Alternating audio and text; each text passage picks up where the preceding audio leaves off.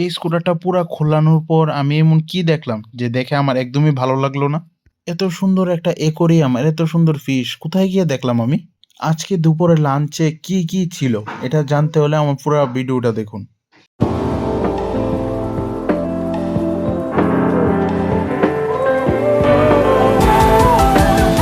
Guys welcome back to my new video. তো অনেকদিন পর আবার একটা ভিডিও বানাচ্ছি আপনাদেরকে দেখানোর জন্য। তা আমি এখন অফিসে আছি। তো আজকে কি কাজ করছি দেখতে থাকুন আপনারা আমার ভিডিওতে। এই স্কুটারটা এসেছিল সার্ভিসিংয়ের জন্য, সেকেন্ড সার্ভিস ছিল, ম্যাট্রেড 3501 টপ মডেল। এটা খুবই ময়লা ছিল, আমার দেখে খুবই খারাপ লাগলো। এটা এত ময়লা করে রেখেছে কাস্টমারে, কোনো যত্ন আত্নি করে না, কি কোনো কিছু না। তারপর এটা সেরে দুপুরে গিয়েছিলাম একটা কাস্টমারের বাড়িতে। তো গিয়ে দেখলাম খুবই সুন্দর একটা অ্যাকোরিয়াম, খুব সুন্দর ফিশ আছে এটার মধ্যে। দেখে আমার খুবই ভালো লাগলো অ্যাকোরিয়ামটা। দেখুন একটা এই ফিশটাকে কী বলে ঠিক জানি না, কিন্তু খুবই সুন্দর লাগলো আমাকে দেখে।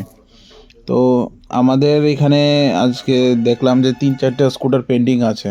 তো এই পেন্ডিং স্কুটারটি একটু দেখে নিচ্ছিলাম যে কী কী কারণে পেন্ডিং আছে, সেটি কী কাজ আছে, এইসব চেক করা হচ্ছিল র্যাম্পের উপর উঠিয়ে। তো আমি এই স্কুটারটাকে দেখছিলাম।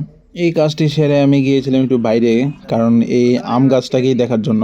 এইটাতে অনেকগুলি আমের বইল এসছে, মানে এটাতে আম ধরবে, দেখতে খুবই সুন্দর লাগছে গাছটা। তারপরে এসে বসে গেলাম দুপুরে লাঞ্চ করার জন্য। তো লাঞ্চে ছিল ডিমের ঝোল, ভাজি, শুটকি, ডাল, অনেক কিছুই ছিল। তো ওই লাঞ্চটা নিয়ে এসেছিল উনি, ওনার সাথে আমরা লাঞ্চ করছি এখন। আমি আরও এখন লাঞ্চ করে বাকি যে কাজগুলি আছে সেই কাজগুলিও সেরে নেব লাঞ্চ করার পর।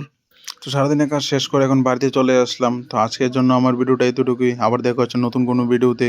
তা আই হোপ আমার ভিডিওটা আপনাদের ভালো লেগেছে। যদি ভালো লেগে থাকে তাহলে লাইক করবেন, কমেন্ট করবেন, ফলো করবেন, আর হ্যাঁ, সাবস্ক্রাইব করতে ভুলবেন না। আবার দেখা হচ্ছে নতুন কোনো ভিডিওতে। রাধে রাধে।